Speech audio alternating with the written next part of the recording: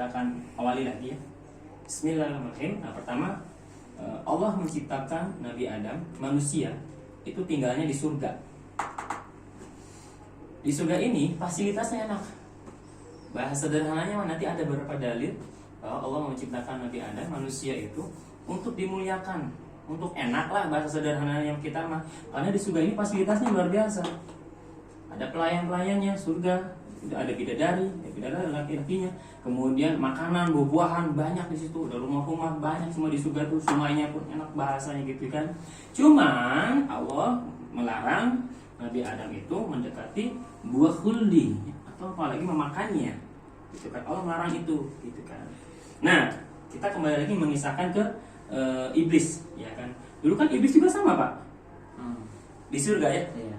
Karena dia suruh sujud ke Adam, nggak mau dia kan.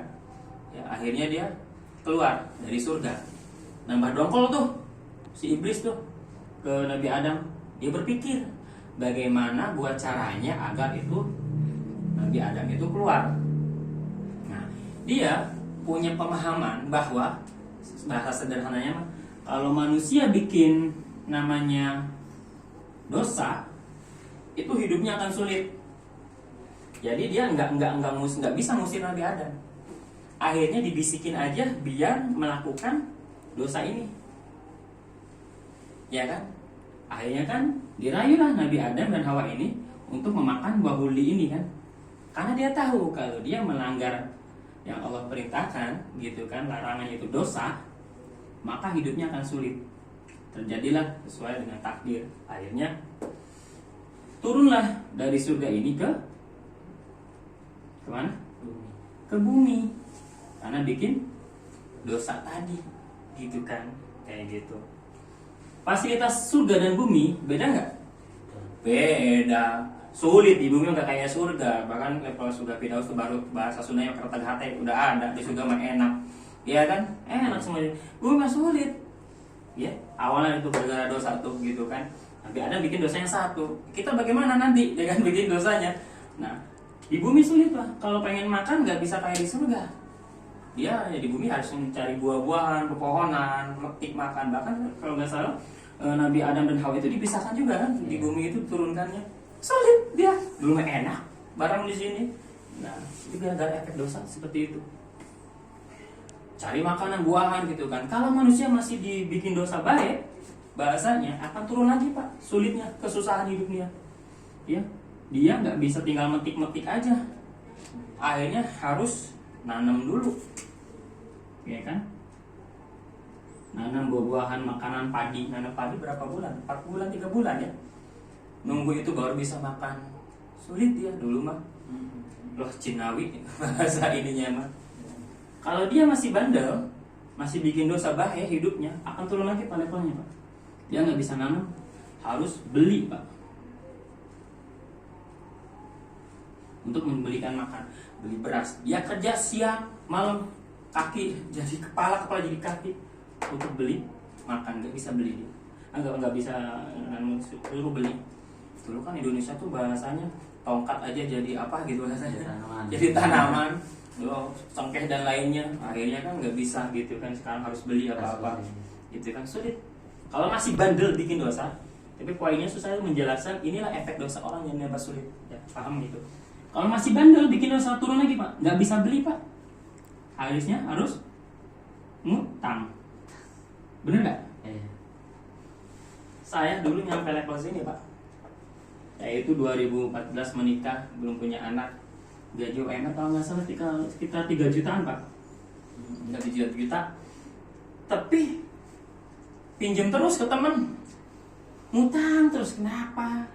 Karena dulu saya belum hijrah pak, saya belum tahu zikir bagi petang, baca Quran, masih banyak dosa lah. Emang saya sampai sih masih ada, tapi lebih ini gitu kan, parah dulu gitu kan. Kenapa gitu kan? Saya level sini dulu pernah. Nah, catatan kalau manusia masih bandel bikin dosa terus, turun lagi dia pak. Ini banyak yang nagihin, ya kan? Akhirnya dia bikin hutang baru, ya. Nah pak, gali lubang, tutup lubang pak. Ada dikejar, bikin hutang lagi buat nutup hutang ini. Ada nggak manusia levelnya sampai sini pak? Ada. Kemarin pun udah berapa 3 hari 4 hari ada yang konsultasi ke saya. Dia levelnya sampai sini Pak. Saya diagnosa bener dia melakukan di sini ada. Bahasa saya mah ngejungkel bahasa Sundanya. Antum tobat saya bilang. Ini gara-gara antum juga kayak gini. Saya bilang kan udah nyampe sini. Kalau masih bandel Pak, turun lagi lihat Pak. Kalau masih bandel bikin dosa turun lagi lihatin. Akhirnya nggak dipercayai sama orang minjem karena banyak utang udah nggak percaya orang. Orang sampai ada levelnya ngerampok Pak. Iya kan? Kriminal bahasanya. Maling. Kan buat makan itu udah bisa. Ngerampok. Bahkan ada yang kisahin sampai dia lagi hamil, kemudian akhirnya menggugurkan pengen pergi ke TKW buat bayar utang. Bikin dosa tuh akhirnya dia kan mau sampai ada yang sampai pengen bunuh diri. Lihat nih dosa tuh efeknya gini. Tadi saya tahu nggak harus supaya gini dia penting manusia supaya bikin dosa hidupnya akan sengsara. Konteksnya sederhana itu. Setan kan mainnya di mana? Kira musuh itu lebih bahaya yang kelihatan atau yang nggak kelihatan? Yang bahaya nggak kelihatan. Yang nggak kelihatan ya. Kalau kelihatan gampang berantem. Nggak kelihatan bingung kita. Iya kan, benar nggak? Iya benar. Malas ibadah, sholat, itu kan setannya nggak kelihatan Pak di sini Pak. Pernah nggak Bapak nggak sholat atau nggak sholat yang ngaret gara-gara dipegangin kuntilanak kakinya? Diam lu, atau digandulin kepala enggak kan? Dikarenakan setan yang kelihatan kan?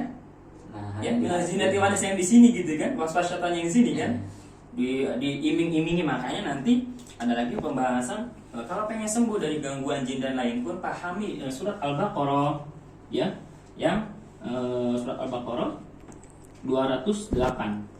Di situ ada terjemah, janganlah kalian ikuti langkah-langkah setan. Setan tuh hanya membuat langkah-langkah doang nih supaya begini nih. Kamu lagi usaha ini bagus nih, pinjam ke bank, tambah modal, bener nggak? Dibisiki diinin gitu kan, supaya bikin apa? Bikin dosa. Kan, kayak gitu. Kamu KPR aja, kalau nggak KPR kamu nggak bisa beli. Kalau kamu nggak kredit kamu nggak bisa ini gitu kan, supaya bikin dosa akan sulit nantinya. Iya kan? Ini tanggung kerjaan kamu dikit lagi, soal ntar dulu ini tanggung ini, gitu kan? Kan di sini bener nggak? Iya. Nah lagi tanggungnya nih, entar kelar dulu. Itu kan di sini mainnya. Benar. Marah, apapun kan itu suudon. Untuk suami kamu liatin, awas jangan selingkuh, jangan apa, suruh suudon. Suruh bikin dosa. Tuh liatin tuh istri kamu, anak kamu, gitu kan. Tuman tuh, udah pukul aja pukul, marah aja kamu marah. Kan main di sini supaya bikin. Makanya nanti di bab Imam Zahabi itu ada 70 dosa besar. Kita harus pelajari ini. Saya pun belajar, sama-sama belajar. Bukan saya menyampaikan ini saya udah nyampaikan, bukan. Tapi dengan kita mengetahui ini, oh inilah efeknya. Makanya ada dalil Asy-Syu'ara ayat 30. Asy-Syu'ara, musibah apapun yang menimpa kalian dikarenakan tangan kalian sendiri. Wa ma asabakum min musibatin fa bima kasabat aydikum. Musibah apapun yang menimpa kalian dikarenakan tangan kamu sendiri. Ya kan? Makanya doanya Nabi Adam, iya kan? Karena ini mah karena diri saya menzalimi diri saya sendiri, gitu kan? Gitu kan? Ya ini dosa karena kita sendiri yang buat. Iya kan? Enggak ada, Allah Maha Pengasih Maha Penyayang. Kita sering sebut kok Bismillahirrahmanirrahim. Gak mungkin ini gara-gara Allah sentimen ke saya. Enggak mungkin lah. Gitu kan, karena Allah sempat kepikir seperti itu sih. Pasti kalau kita lihat, jangan-jangan sentimen banget ke saya. Enggak, padahal enggak gitu. Ya percuma Bapak bilang Bismillahirrahmanirrahim, Allah Maha Pengasih Maha Penyayang. Gak mungkin lah, gitu kan. Allah yang menciptakan Bapak, Allah yang ngasih rezeki, menghidupkan. Gak akan sentimen. Makanya nanti ada bab levelnya ini Pak, apa? Harus berbaik sangka terus ke Allah tuh Pak. Gitu kan. Karena saya nanya ke Bapak deh. Allah kalau ngasih sesuatu ke hambanya yang terbaik, yang sedang atau yang terburuk? Yang terbaik. Pasti yang terbaik Pak. Ya kalau Allah pengen dizolimi, tinggal pites mati, udah selesai.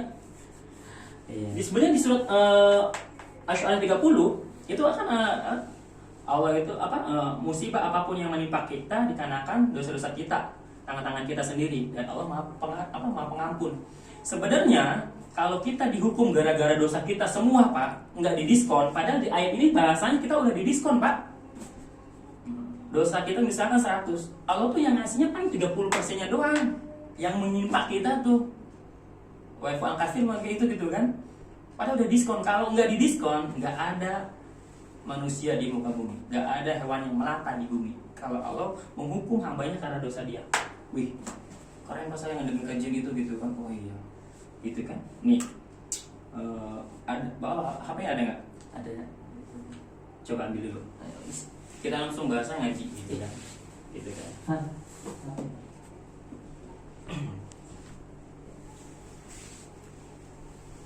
Buka Syarah 30 Syarah kayak Al-Quran ada kan? Ada. So cari.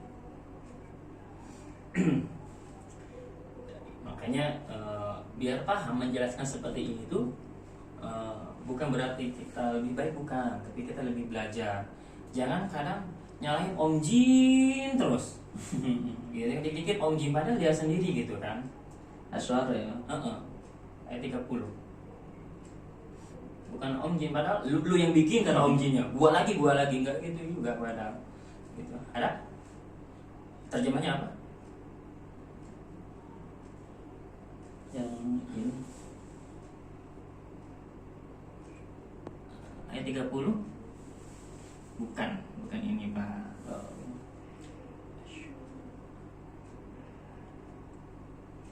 Berkata di pause dulu nggak bisa? Dikeluarin. Coba baca terjemahnya aja Pak. Dan musibah apapun yang menimpa kamu adalah disebabkan oleh perbuatan tanganmu sendiri. Dan Allah maafkan banyak dari kesalahan-kesalahanmu. Dan Allah maafkan banyak. Maafkan banyak. Wah, ya. Segitu tuh udah didiskon. Bener gak itu? Sudah banyak. Luar biasa kan? Eh, Ya itu. Musibah yang kamu ini dikarenakan tangan kamu sendiri. Tapi segitu pun dilanjut ininya, kata-kata di Al-Qurannya itu, dan Allah udah banyak mengampuni. Segitu tuh udah banyak Pak. Udah didiskon banyak. Bahasa bilang kalau dosanya 100, itu udah yang kena musibah yang kena ke manusia tuh cuma 30%-nya. 70%-nya udah didiskon bahasanya gitu. Kita yang di 30%-nya udah kelapakan kan bahasa ya kan, udah jungkir balik orang tuh kan, gara-gara dosa itu aja udah didiskon. Ya. Maka saya bilang kalau nggak didiskon, nanti ada dalil lagi itu, nggak ada namanya makhluk hidup di bumi, nggak ada hewan yang melata. Kalau emang gara-gara dosanya Allah hukum langsung, habis orang Pak di bumi Pak.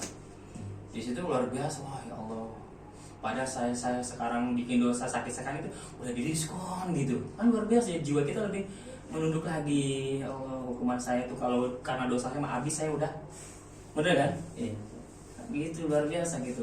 Bahkan kalau di tafsir Ibnu Katsir gitu kan, Ustaz bagaimana kalau konteksnya gini, ada anak-anak gitu kan, dia sakit, dia bermasalah gitu kan, tapi kalau konteks itu katanya itu dari dosa-dosa di sendiri kan, anak-anak belum dicatat dosanya kalau yang belum balik. Nah itu di Ibnu Katsir terjemah itu dikarenakan bapak emaknya yang bikin dosa, yang dahulunya bikin dosa, efeknya ke anaknya nantinya. Penjelasan luar biasa lagi. Makanya saya pribadi, kami Birabati, kalau orang yang punya anak bermasalah gitu kan, yang belum menikah, katakan saya bilang kayak gitu, saya akan tazkiyatun nafs, saya akan cecer nggak bahasanya itu emak bapaknya Pak. Sholatnya bagaimana dulu, pernah apa pengilmu atau apa, itu efeknya ke anaknya nantinya. Makanya saya sering nasihatin, misalnya dosa seorang suami itu efeknya bukan buat pribadi doang, nanti efeknya bisa ke anaknya, ke istrinya, ke pekerjaannya. Efeknya seperti itu, gitu kan. Jadi Allah tuh nggak mungkin nggak langsung hukum bapak gitu bahasanya gitu kan. Lantarannya itu, ya bapak sendiri deh. Kalau anak sakit pusing nggak? Pusing.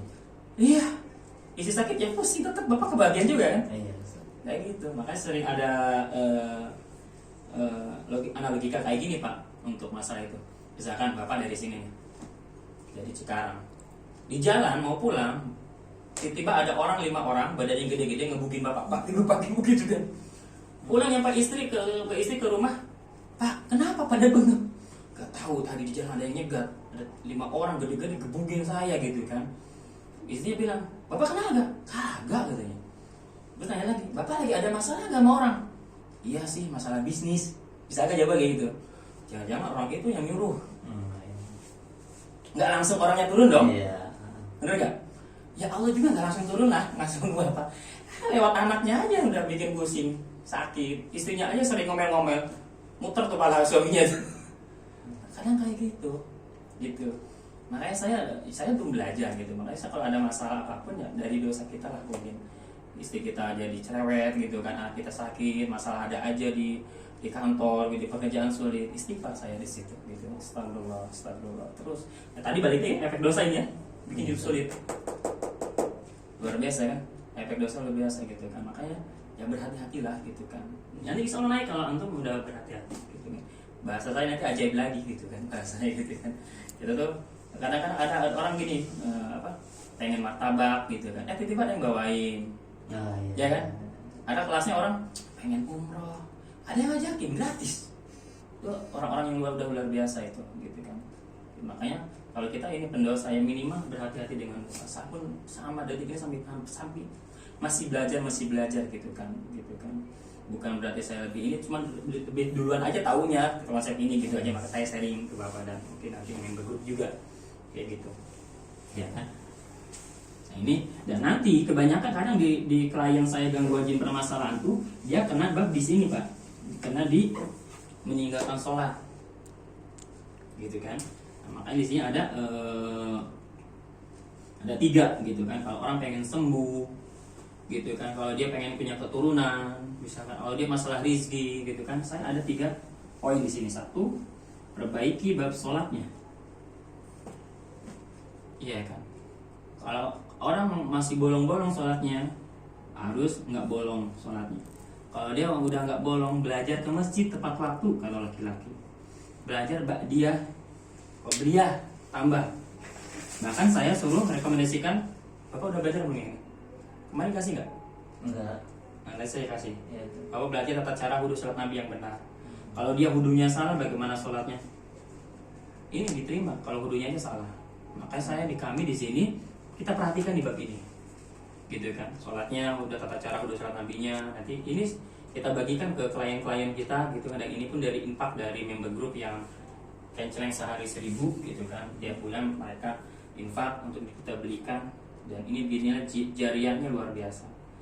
Contoh nih, ini nggak tahu dari siapa nih amal jariahnya. Kasih ke Bapak belajar dong. Bapak tahu dong yang benar sholatnya. Bapak sehari sholat 5 kali. Ini transfer pahala terus tuh. Dasar deh. Satu lagi. Nah, jika bagaimana Bapak udah tahu ya? Udah. Nah, karena ada orang nggak tahu. Saya kasih bukunya ini. Ini tiap hari kan dibaca. Jariah lagi nih orang. Nah, kita gitu, ya kan.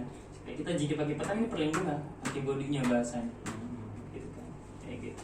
Disuruh perbaiki bab sholatnya. Kalau sholatnya bolong, padahal sholat itu kan kalau saya sederhanakan ya dengan keterbatasan ilmu saya sederhanakan biar mendoktrin klien saya biar dia bahasanya jerah, dia efek dosa atau seperti apa, biar dia mau sholat lah bahasanya, nggak berani meninggalkan sholat. Saya doktrinnya seperti ini, saya pemahamannya seperti ini. Sholat itu masuk ke level dosa besar Pak. Dosa besar pertama itu ya syirik, menyekutukan Allah, dukun, punya jima, punya asihan dan lainnya gitu kan. Syirik, menyekutukan Allah gitu kan. Punya batu ali, punya apa, ada apa gitu kan. Atau pernah diisilah badannya, atau terang-terangan ke dukun, dia kan. Kalau orang percuma Pak, kalau dia misalkan ibarat kata gitu, konteksnya kalau dia dulu rajin sholatnya, baca Quran rajin, umrah udah 5 kali, sekali aja ke dukun Pak, ini angus semua Pak. Di Al-Quran menerangkan ini pahalanya angus semua Pak. Ngerinya bab syirik ini, gitu kan. Dan yang lebih ngerinya, kalau dosa lain itu bisa diampuni, kalau dosa syirik itu nggak diampuni, dengan catatan dia udah keburu meninggal. Tapi kalau napas masih ada, bahasanya itu bisa tobat, masih diampuni, karena Allah Maha Pengampun. Gitu. Yang konteks nggak diampuni kayak gini. Contoh A, dia maling misalkan ya, maling ayam misalkan. Cuma dia nggak sirik, nggak ke dukun, gitu kan. Cuma maling ayam dosanya. Belum sempat bertobat, pas maling ketabrak mobil, meninggal dia, masuk neraka lah sederhananya. Iya kan. Ini B, ibadah rajin, gitu kan. Diuji dengan sakitnya, malah dia ke dukun, akhirnya menyembelih ayam cemani, suruh mandi kembang lah, ya suruh pakai jimat lah, syirik lah dia kan, pahalanya habis tuh, gara-gara dia lakukan syirik 1 kali, cuma habis semua. Habis pulang dari dukun, ya kan, ketabrak lalat pak, alatnya di kontainer jadi matilah dia, nggak sempat bertobat kan, belum sempat kan, ya syirik di sini, neraka juga ya. Bedanya di mana? Kalau ini karena nggak syirik, habislah dikupiak di neraka lah bahasanya, dosanya habis, masuklah dia ke surga pak. Kalau syirik, kekal pak, nggak akan pernah masuk surga pak. Ngerinya di situ dosa syirik itu pak. Meskipun di hatinya percaya Allah satu, Tapi dia mendua. Syirik itu mendua, nggak boleh, gitu kan? Bahaya, makanya kita nanti dalam lagi, gitu. Ini mah cuma syariat, tetap aja lah. Dia mempercayai perkataan dukun, kan ada hadisnya jelas pak, gitu kan? Jangankan ini datang doang pak, kagak nanya kagak apa gitu, cuma datang doang, nggak ngikutin, nggak suruh sembelih, nggak, datang aja gitu kan, bertanya gitu kan. 40 malam nggak diterima sholatnya, apalagi mengikuti ritualnya pak. Kadang suruh bawa aja ayam cemani lah, beli mahar lah, tulisannya Arab apalah gitu kan, udah ada kesyirikan di situ gitu kan. Itu udah levelnya syirik nanti pak, gitu kan. Mendua, syirik itu mendua pak. Percaya ke Allah tapi percaya ke ini. Lah zamannya dulu kisahnya Nabi siapa gitu kan, Nabi Ibrahim kalau nggak salah mah, patung-patung berhala ini cuman ini katanya apa, syariat doang, tetap saya mengimani Allah gitu ya, nggak bisa lah. Ini cuma syariat doang gitu, patung ini perantara doang katanya, saya meminta ke sini, tapi hati saya mengimani, nggak bisa, itu syirik. Zamannya Nabi Ibrahim kalau salah saya kisah. kalau ada istilahnya obat buat perantara itu gimana tuh? Kalau nggak ada kesirikan konteksnya beda pak. Kita harus paham kesirikannya itu nantinya yang dibahasnya itu. Ya beda lagi kalau konteksnya bapak madu nih, ya kan. Nah ini itu ya beda lagi kan, madu nggak sirik pak, minum madu pak, gitu kan. Tapi kalau ada perdukun kan beda. Suruh ke jimat, suruh nantinya apa, ada amalan ritual apa, suruh ada ayam cemani, ya dukun lah, nanti ada ciri-ciri perdukunan di situ nanti. Kalau misalnya kan ada nih Ustaz, dapat saudara nih ke kiai, istilahnya buka aura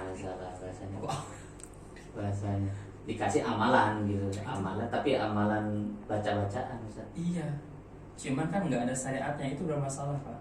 Syariat maksudnya? Amalannya itu nggak ada contohnya. Ya amalan itu buat, ya secara gampangnya aja buka aura itu kan udah bermasalah pak. Buka aura gitu kan nggak ada di konteks Islam, buka aura tuh pak. Kalau pengen suci ya banyakin zikir pak, banyakin ibadah. Istilahnya buka aura tuh ya, biar orang tertarik. Iya, karisma ya. Iya, karisma asihan itu tuh perdukunan. Di konteks Islam kan nggak kayak gitu. Kalau orang pengen karismanya ini ya wibawanya, ibadahnya, akhlaknya, emang gitu meren pak. Di Islam meren ya konteksnya kan gitu. Kalau kita pengen disayang orang, ya kitanya harus sayang ke orang lain juga, gitu kan. Konteksnya gitu. Jadi maksudnya itu sama. Gitu. Meskipun bacaannya yang dikasih itu misalnya ayat Arab. Al-Quran, Niatnya yang salah pak di situ. Setan mempermainkan di niatnya, gitu kan. Pak, mohon maaf, dulu zaman jahil juga saya pernah pak. Saya itu amalan dari Al-Quran. Iya. Yasin ayat berapa buat asihan pak? Mohon maaf. Jadi bukan salah Al-Qurannya, tapi salah penggunaannya pak. Gitu kan. Bukan salah pisaunya, tapi kalau buat ngerampok pak gimana? Salah pisau kan enggak. Gitu. Tapi kan makanya kalau dari sini kita ngambilnya, kalau niatnya ibadah itu kan 2 syaratnya. Ya, mengharap ridho Allah dan itiba, ngikuti contoh Rasul, itu diterima. Makanya maaf kalau ada orang, saya rajin puasa ini, buat ini, ada niat terselubung, nggak ikhlas. Saya rajin baca, biasanya kan amalan yang ribuan kan pasti ada niat. Pasti. Itu yang bermasalah di niatnya itu, dia nggak ikhlas. Bahasanya mah ada dalil nantinya pak, nerangkan, gitu kan. Itu yang bermasalah. Mohon maaf, kami di bidang ruqyah syariah biasanya itu amalannya itulah yang bermasalah, dari amalan yang tidak ada contohnya itu, kayak gitu. Gak masalah apa saya gitu, itu dipermasalahkan gitu. Makanya kan pendukung kan kayak gitu, mengkelabui manusianya itu pastinya dengan ayat-ayat Al-Quran. Dia kan kayak gitu. Oh Ustadz, ini tulisannya jimat saya Al-Quran loh, Arab loh. Misalkan ya, lah ibu ke Jeddah mau ke Arab loh, koran, lihat korannya Arab. Ya Arab sama, tapi kita nggak tahu maknanya, artinya. Ada RH Bandung itu dia dulu orang tuanya tuh bikin jimat, dia paham. Di fungsinya apa, ini buat jin kodam apa ngundang. Tulisannya Al-Quran Pak, jangan salah. Cuma penyalahan gunaannya itu, gitu kan. Karena ya sebenarnya kan konteksnya kan jimat ini apa ya bahasanya, Al-Quran jadiin jimat tempel di tembok buat biar tolak bala, biar jin enggak ini gitu kan. Padahal kan kalau sebenarnya Al-Quran itu bekerja dibacakan Pak. Bukan. Iya, kalau kamu pengen rumah kamu di ini ya baca Al-Baqarah, konteksnya kan baca, suruh baca Al-Baqarah, suruh baca ayat kursi, konteksnya baca. Ya sederhana deh Bapak, kesurupan. Kalau cuma Al-Quran ya saya kasih ada Al-Quran, mushaf, saya tempelin, sembuh nggak? Kagak Pak, jinnya tuh takut dibacain Pak. Allahu la ilaha illa qayyum, baru dia kemalasan, takut. Bukan Al-Qurannya tempelin gitu kan? Iya, gitu konteksnya. Orang kan kalau orang mohon maaf apa ya permainan kedukunan tempel raja tempel, nah itu bahaya Pak. Taruh di dompet, ditaruh di pantat juga kan. Kemarin saya tuh ngeruqyah kebabelan, bapak-bapak dia punya sering sakit kepala, jimatnya ditaruh di peci sini Pak. Aduh, gini alhamdulillah Pak, saya bilang umur udah 80, dengan izin Allah saya main ke sini, saya mau ini kan bab sirik ya jadinya. Bapak belum meninggal, suruh tobat dulu. Saya bilang, Pak, ridho enggak? Oh ya, saya ridho, Ustaz. Saya hancurkan di situ. Kalau enggak sama hidup dia tuh mempercayai. Ini mah cuman kalau enggak ada manfaatnya, enggak mungkin dia mau nyimpen. Bener logikanya. Saya kasih kertas aja, plastik. Pak simpen. Enggak mau ngapain? Kalau Bapak mau percayai ini ada sesuatu, pasti mau disimpan dong. Konteksnya kan kayak gitu. Dia 10 tahun nyimpen apaan kertas? Ya ada tulisannya. Pasti dia mengimani nih masalahnya di akidahnya Pak. Dengan ini nanti ada ini, dengan ini saya akan lari, dengan ini saya akan dijagain. Nah itu siriknya gitu Pak. Dia minta bantuan ke sini, mempercaya ada ini gitu kan. Dengan kekuatan ini saya bisa akan tolak balak, sedang nggak ada dan diasihan. Nah ini siriknya itu Pak, akidah tuh Pak. Masalah hati, gitu kan masalah. Kan kalau mainnya di hati itu Ustaz. Di hati, sedangkan hati kita ya tetap percaya kalau semua Allah semua. Ya kalau semua ngapain ada ini dong? Ayo, mendua kembali itu istilahnya enggak, bahasa perantara lah. Salah, enggak gitu. Allah enggak perlu perantara. Ya, langsung perantaranya yang benar, sholat. Kan Nabi udah nyontohin. Bapak kan pengen perantara Allah yang dekat. Isa kan mensuruh sholat biar dekat. Kan istilahnya jatuhnya ke suatu benda itu. Ya, makanya saya bilang kalau ibadah harus ada tadi syaratnya. Ikhlas dan ittiba, ngikutin contoh. Nabi itu kan turun buat jadiin contoh kan. Ini kalau kamu mau ibadah, ini gua udah bikin manusia terbaik, ikutin dia. Dia akan nyampe, dia tahu. Saya kan mengirim wahyu ke dia. Kamu kan pengen ibadah ke saya, pengen apa, pengen ini udah ada contoh. Kalau Bapak bikin yang baru seolah Nabi nggak tahu, harusnya ada ini, seolah gitu songong. Kalau dari contoh buah kurma itu Ustaz. Buah kurma. Konteksnya ada dalil kurma. Ya kata hadis Nabi mengatakan pada saat makan 7 butir. Ada dalil. Jimat ada dalilnya nggak? Nabi bilang, kamu tulis Arab di Al-Quran, terus tempel di pala atau tempel di sabuk. Ya, entar lu perang menang, lu anti bacok, ada nggak gitu? Nggak ada. Nah makanya kita harus memahami masyarakat, ngasih tahu seperti itu. Bener kan ya? Bener nggak? Dalilnya ini bermasalah. Sirik itu ya makanya turunlah ruqyah syariah tuh untuk dakwah tauhid ini Pak, inilah Pak. Karena orang masyarakat bisa jadi masyarakat melakukan karena mereka nggak tahu Pak. Tapi kalau mereka tahu, tinggalkan. Makanya dakwah ruqyah syariah ini paling efektif Pak. Kita nggak dakwah tahu langsung pada nyerahin jimat Pak. Tapi kalau kita cuma dakwah, syirik apaan lu udah. So tahu gua udah lama nih, aman-aman aja. Kepada akidahnya. Sederhananya mas sirik itu mendua apa hatinya Pak? Mendua ya aslinya. Jadi deh, istri Bapak, apa saya nggak istri Bapak? Boleh nggak dia sayang juga ke saya? Boleh nggak? Nggak boleh dong. Itu mendua hatinya. Istri Bapak sayang ke Bapak, tapi dia sayang juga ke saya, sama sayangnya. Boleh nggak? Cemburu nggak Bapak? Iya. Logika sederhana aja. Iya, Ustaz. Nggak mau, dia istri saya aja dong, apaan? Ya, kalau cuma sebagai teman nggak masalah, tapi sayangnya sama kayak suami. Siri itu kayak gitu, Pak. Bapak percaya ke Allah, tapi percaya juga ke sini dengan benda ini nanti akan saya iniin. Padahal ya beda lagi kalau konteksnya kurma itu ada dalil Nabi jelas. Saya bilang ada nggak? Konteksnya Nabi bilang pakai gituan, kan nggak ada. Saya pernah dengar itu, Ustaz. Nabi itu pernah memakai apa gitu buat Masih subhat itu. Nggak ada. oh jadi emang tapi pernah dengar Ustaz juga seperti itu. Subhat itu. Gitu kan. Jatuhnya Masih dipertanyakan kebenarannya. gitu. Ya kebal.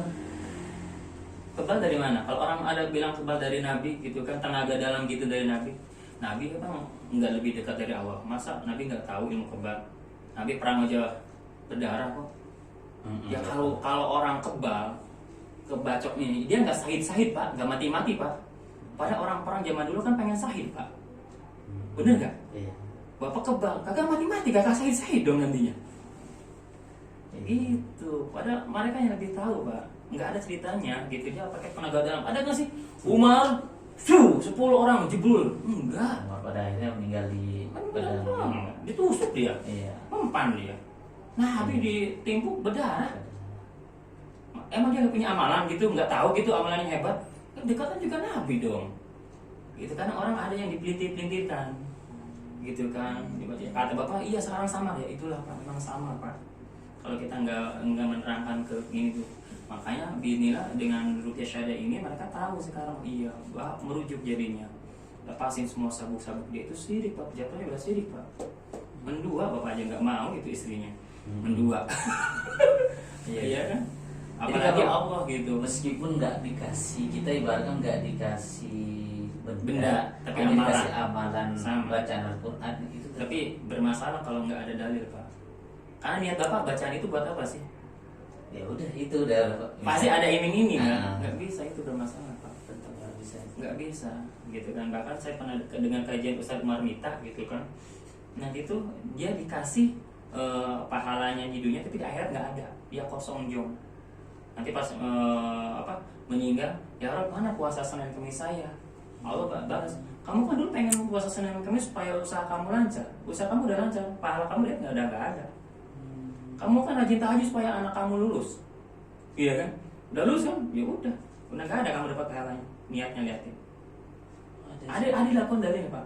Bahkan sahabat itu saya takut ini. Iya sampai dia sempat cerita itu dikasih suruh puasa sama Ada niat terselubung ya. Iya. Pasti. Padahal kan tadi kalau niatnya ibadah, ikhlas hanya mengharap ridho Allah Pak, nggak ada. Susah Ustaz. Makanya belajar Untuk kita di titik ikhlas itu. ya kan belajar. Pasti ada. Kalau Bapak nanti paham memahami konteks ini. Nanti ada dalil kalau orang bertakwa rezekinya nggak diduga, bahasanya solusinya ada.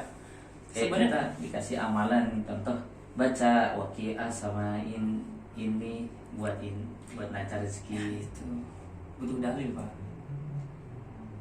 Ada dalil. Jadi hati kita kan, saya baca waqiah nih, mudah-mudahan dilancarkan rezeki. Itu gimana? Itu lurus nggak itu? Baiknya jangan. Lebih selamatnya. Nanti takutnya Bapak yang kena dalil itu. Bapak dapat rezekinya tapi di akhirat baca waqiah nggak dapat. Milih mana? Milih pahala di dunia apa di akhirat? Semuanya pengen. Ya kalau semuanya pengen, ikhlas aja Pak. Kalau ikhlas, kalau Allah udah sayang, di dunia dikasih nggak? Di akhirat dikasih nggak? Pasti. Itu ada dalil Pak. Saya pun itu klik. Oh Ustadz Umar Mita tuh. Ada dalilnya, nanti saya cari dan saya lupa dalil apa gitu kan. Kalau Kamu dapat ganjaran di dunia tapi kamu nggak dapat ganjaran di akhirat, kamu di akhirat akan mendapat kerugian. untuk jawabannya sih masuk Ustaz gitu. Dalilnya ada. Iya. Kita main dalil Al-Quran ada. Ah. Al-Quran kan buat pedoman. Nah, jelas. Saya dulu sama Pak, karena binilah saya ngaji dengerin saya ketemu, oh klik akhirnya, oh iya ini nggak boleh tuh niatnya gitu kan, gitu. Walaupun ada lebih baik lebih selamatnya, yaitu syaratnya ibadah tuh ikhlas, mengharap ridho Allah, nggak ada embel-embel.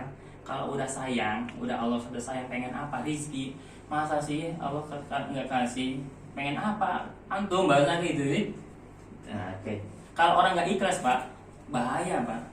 Gua udah baca selawat 1000 kali katanya tak dapat rezeki. Udah berhenti dia Pak. Nah, Bener gak? Ada di titik satu saya ini Ustaz, istilahnya sedekah pagi. Gitu ya, Ustaz, ya. Makanya sok lihat sampai. Nah, di sedekah pagi Katanya buat ini. jauh dari bala.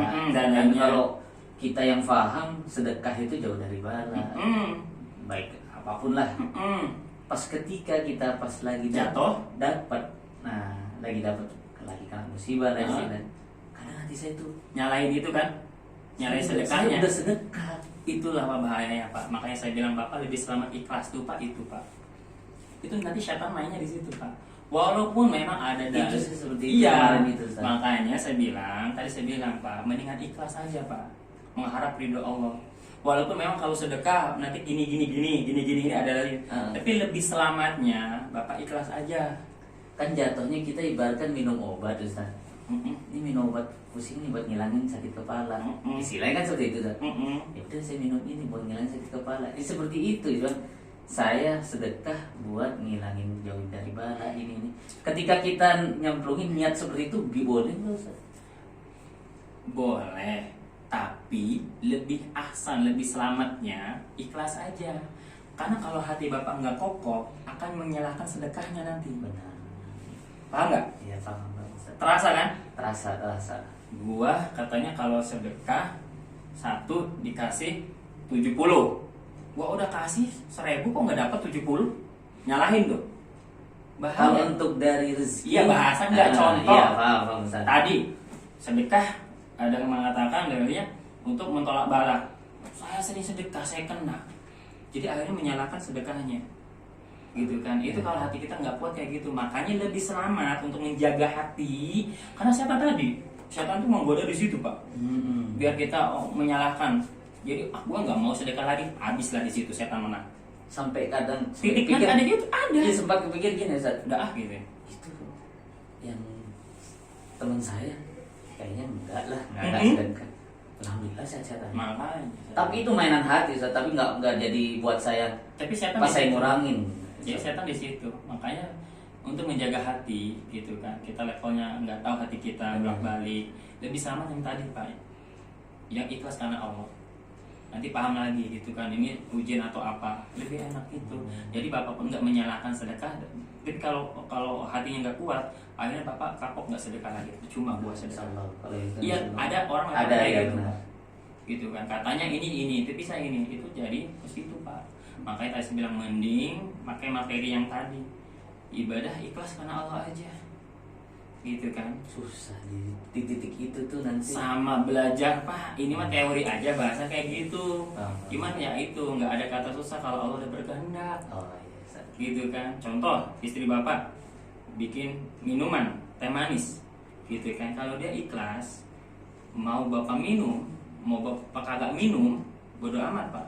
Karena niatnya kan ikhlas, mengharap ridho Allah, taat ke suami, perintah Allah, saya pengen pahalanya nih.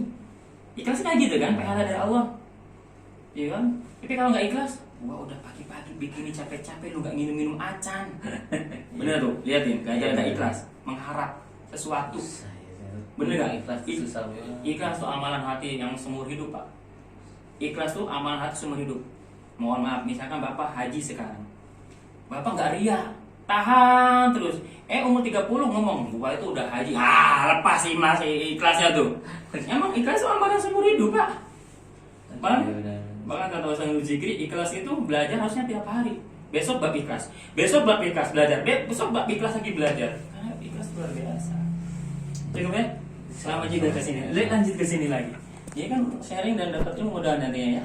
Amin Ustaz. Ya. Ini bab siri kita udah bahas. Ini tuh bahayanya bab siri kayak gini, gitu kan. Itu pendalamannya ada nanti bab siri.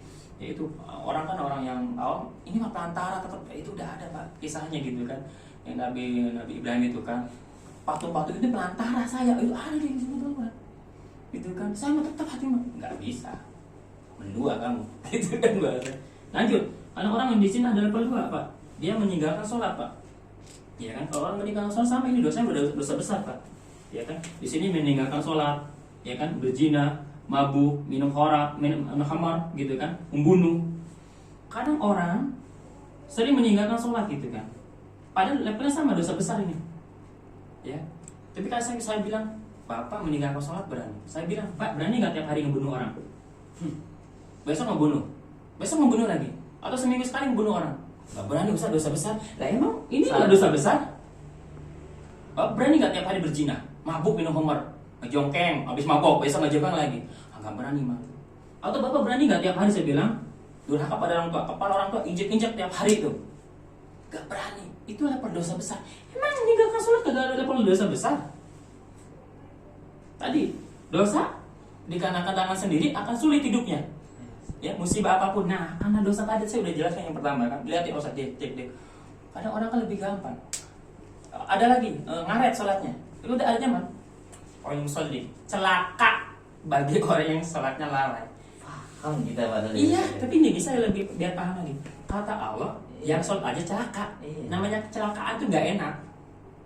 Iya kan? Nah, Apalagi nggak sholat Pak, bukan celaka dia nyungsep Pak bahasa saya nantinya hidupnya nanti ke bawah tadi tuh. Benar nggak? Ya kan? Ya inilah makanya di sini kita memerlukan terus taufik hidayah. Misalkan kita sering maksiat yang A gitu, gibah misalkan, ya Rabb berikan kekuatan hamba biar bisa melawan gitu kan berbuat dosa gibah ini. Atau misalkan masih sulit ya Allah hati ini ikhlas dan lain, minta doa kepada Allah biar kita bisa menjalankan. Karena kalau cuman tahu doang, banyak orang tahu Pak, orang KTP-nya Islam, tahu nggak sholat wajib? Pasti tahu dong, dosa tahu dong, tapi masih banyak kan? Karena imannya taufiknya dia imannya belum kuat, cuma tahu doang, tahu tapi dia masih melanggar. Tapi kalau dia tahu efek dosa dia hidupnya sulit, ya itulah dia mikir. Maka saya bilang kalau antum hidupnya sulit kayak gini masih nyaman, lanjutin lah lu bikin dosa bahasa saya. Udah nggak nyaman, saya capek. Kayak gini, sakit-sakitan rumah tangga, aduh saya capek Ustaz. Tobat, balik bahasa saya. Ya, banyak ibadah untuk menghapus dosanya saya bilang. Iya, gitu.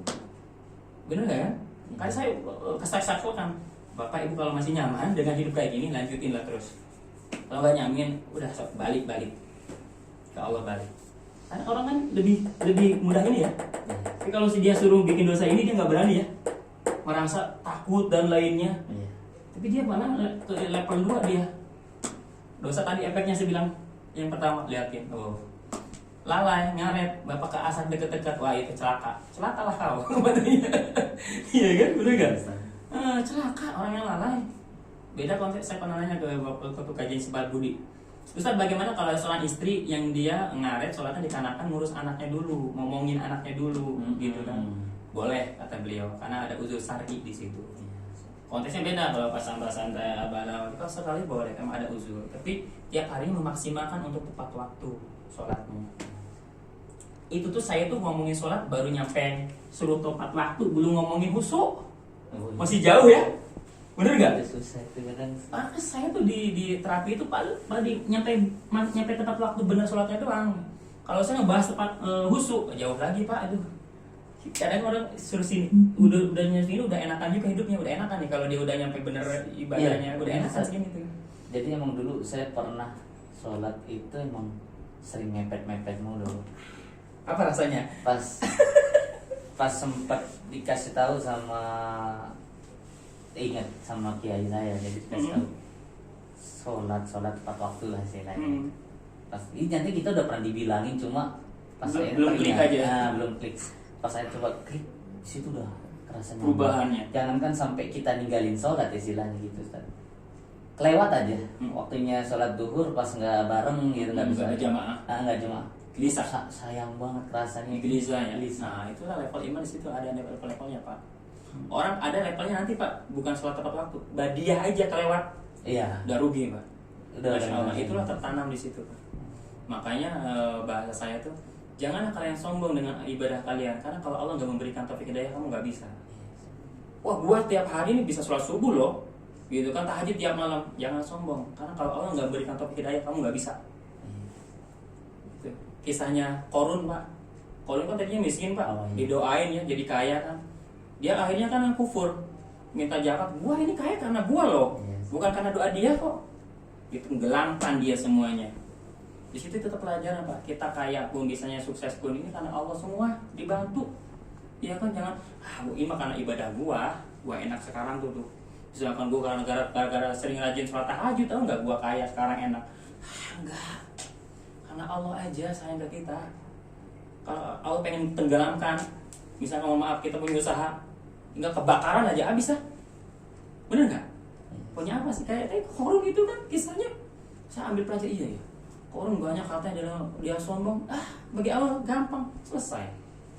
Punya mobil, punya apa? Kasih tsunami, habis dia punya apa deh. Di situ janganlah sombong kalian, karena sombong itu ya luar biasa dosanya gitu. Ada orang sombong sebiji sawi aja itu nggak masuk surga, karena sombong itu adalah kuasaan Allah, yang punya Allah gitu kan. Makanya nanti bahas masalah gitu nantinya. Oke? Itu ya, ini bab sholat. Nanti kedua apa? Jam berapa sih nih? Coba Mbak lihat. Keasikan kita ngobrol kayaknya. Oh, 11:30 kurang. Lulus kan? Ya. Tapi nggak masalah kita banyakin ini ya. Ini yang penting. Ini tazkiyatun nafs. Ini perlu Bapak. Rukyah mah gampang, Mak. Bahasa Iya, gitu. benar. Yang kedua, ya kalau orang pengen sembuh, ya pengen masalah ini. Kedua tuh jangan mentuhankan ikhtiar. Satu tadi sholat, ya. Kedua, jangan mentuhankan ikhtiarnya.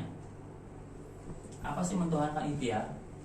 Dia contoh Bapak misalkan sakit, berobat ke rumah sakit, ikhtiar dengan herbal, ikhtiar di ruqyah, ikhtiar tukang urut, ikhtiar ke dukun, mohon maaf, ada yang sampai ke situ. Kadang orang dia kalau ikhtiar semangat, di sana bagus, ayo ke sana. Herbal ini bagus, ayo ke sana. Tapi dia dengan Allah, dia bermasalah, Pak. Allah panggil, Allah Akbar, sini. Ada yang jawabnya enggak, berarti enggak sholat. Ada yang jawabnya entah, sibuk. Kita berdoa, ya Rob, sembuhkan saya. Balasnya gampang loh, entah. Ya Rob, pengen kaya? Enggak. Gimana? Karena Allah yang bisa menyembuhkan, Pak. Konteksnya Allah yang bisa menyembuhkan, Allah yang ngasih rezeki, Allah yang ngasih anak, Allah yang ngasih jodoh, yang belum punya jodoh. Ini kekuasaan Allah, Pak. Bahasanya, iya nggak? Kalau orang cuma mentuhankan ikhtiar, walaupun dia Bapak misalkan mohon maaf sakit, pergi ke Jerman, Pak, mau pengobatan, Allah bilang kagak sembuh, Pak. Sembuh nggak? Gak akan. Karena kesembuhan itu mutlak punya Allah, Pak. Gak akan ada orang yang bilang, kalau lu berobat ke rumah sakit ini pasti sembuh. Kalau lu di ruqyah ustaz ini pasti sembuh. Lu kalau beli herbal yang 1 juta ini pasti sembuh. Gak ada yang bisa bilang jamin kayak gitu, Pak. Gak ada. Karena kesembuhan mutlak punya Allah. Ikhtiar tetap ikhtiar. Makanya bahasa PPA tuh ikhtiar iman maksimal. Ikhtiar kita lakukan, tapi menggantungkan harapan kita kepada Allah tetap, Pak. Bukan ke ikhtiar kita. Ikhtiar ini rasanya benar, ini prasarana doang bahasa gitu kan, ikhtiar kita mah gitu kan. Kita tetap hati mah bergantung pada Allah, Pak. Karena Allah yang menyembuhkan. Maka saya bilang perbaiki sholat, jangan mentuhankan ikhtiar, karena banyak pasien saya itu, Pak. Tapi kalau udah Allah bilang bodoh amat tuh sono, capek nih orang, Pak. Uang habis-habisan, waktu habis-habisan, dia nggak ditolong sama Allah. Allah biarkan dia. Ya Ustaz, saya tuh udah gini, udah capek, udah habis-habisan. Ada yang pergi tuh Pak saya. Sholat hancur dia hubungan dengan Allah. Iya kan? Kenapa sih bilang ibu mentuhankan ikhtiar? Iya kan? Berhalanya tuh ikhtiar dia. Seolah-olah sembuhnya di situ. Rumah sakit, kalau gua nggak ke rumah sakit, gua nggak sembuh. Siapa Tuhannya? Rumah sakit tuh. Kalau gua nggak minum herbal ini, gua nggak sembuh. Herbalnya jadi Tuhan. Ya kan orang kadang gitu. Iya kan? Kalau gua nggak ada orang dalam, gua nggak bisa masuk kerja sono dong. Doanya kan orang dalam. Malah nggak gitu. Ya. Kalau gua nggak KPR ya gua nggak bisa beli rumah. Nah bahasa kayak gitu. Berarti ya Tuhannya siapa? Emang Allah tuh nggak maha kuat, nggak maha kaya, gitu kan? Kan iman lagi nanti situ main iman lagi, Pak. Allah nggak terbang pengen sembuh akun fayakun, Pak, bahasa ya kan? Sembuh ya sembuh. Bahkan nggak butuh pelantara Allah, apa kalau udah pengen Allah hambanya sembuh. Kalau Allah pengen angkat derajatnya kaya, tiba-tiba ada dapat job gede, kaya dia. Tukang bubur naik haji tuh. Gimana ceritanya tiba kan? Ya itu kan kekuasaan Allah, maka kalau udah sayang ke hambanya gak ada yang mustahil, gitu kan.